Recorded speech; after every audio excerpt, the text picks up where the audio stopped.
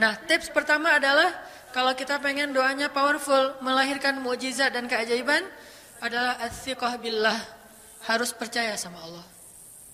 Pertama, percaya bahwa Allah Subhanahu wa taala itu Maha Kuasa mengubah apapun yang Dia kehendaki. Apa yang Allah ingin, masya Allah kan pasti terjadi. Wa man lam yasha lam yakun. Kalau Allah nggak pengen, nggak akan terjadi. Apalagi soal jodoh, itu mah sebetulnya hanya masalah sepele, masalah hati sebetulnya. Harta itu hanya alasan doang. Status udah lulus kuliah atau belum, cuma alasan supaya biar enak ngomongnya. Nggak enak kan kalau di calon mertua bilang, saya nggak tertarik sama kamu, jadi saya nggak akan terima. Kan nggak enak tuh ya. Pas kita datang, Pak, saya pengen melamar anak Bapak, saya nggak tertarik sama kamu. Kan nggak enak tuh. Kamu harus lulus kuliah dulu, kerja dulu. Kan kita juga harus punya modal segala macam, dinasihatin. Itu yang bahasa halusnya. Tapi sebetulnya intinya masalah ridho apa enggak, berkenan atau tidak, dan itu urusan hati. Bukankah al-qalb fi yadillah baina yadayillah, bukankah hati manusia itu ada di antara genggaman Allah Subhanahu wa taala? Allah yang membolak-balikan, sehingga kalau kita ingin menangkap hatinya, mendapatkan hatinya, maka mintalah kepada pemilik hati itu, bukan kepada orang yang sedang diamanahi hati itu. Dia sendiri enggak berkuasa. Seorang perempuan tidak berkuasa untuk menyuruh dan memerintah hatinya, karena hati itu raja dalam tubuh manusia. Kalau hati bilang A, maka seluruh tubuh akan bilang A, walaupun yang lain tidak menginginkannya. Bagi tenaga kita kayaknya nggak sanggup, tapi hatinya pengen, jadi sanggup. Bagi pikiran kayaknya nggak kepikiran, tapi gara-gara hatinya pengen, jadi kepikiran.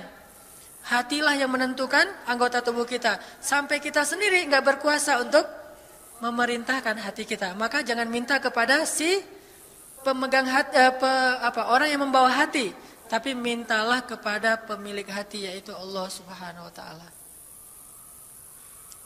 Wahai yang muqallibal qulub, wahai yang membolak-balikan hati. Tapi jangan diterusin sabit qalbi, itu beda lagi mintanya. Ya muqallibal qulub, pakai bahasa Indonesia setelah itu karena enggak tahu bahasa Arabnya.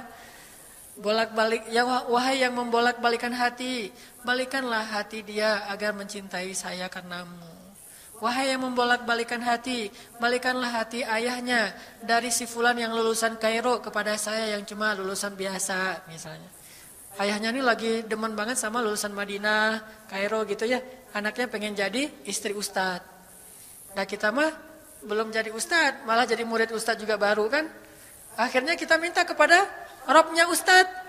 Ya Allah, kalau ustadz mah kan bisa cari di tempat lain, kenapa harus dia sih ya Allah? Dia itu kan udah saya iniin duluan, datang-datang si ustadz teh. Artinya minta kepada pemilik hati.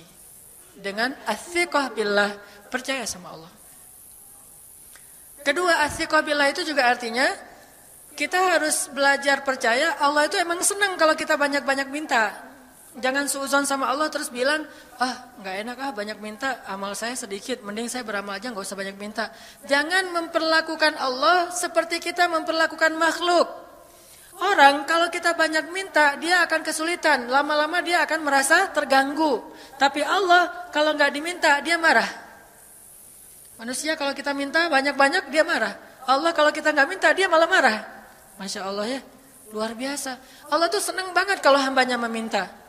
Sehingga di antara hamba yang paling Allah cintai, di antara hamba-hambanya, hamba yang paling banyak menengadahkan wajah dan telapak tangannya.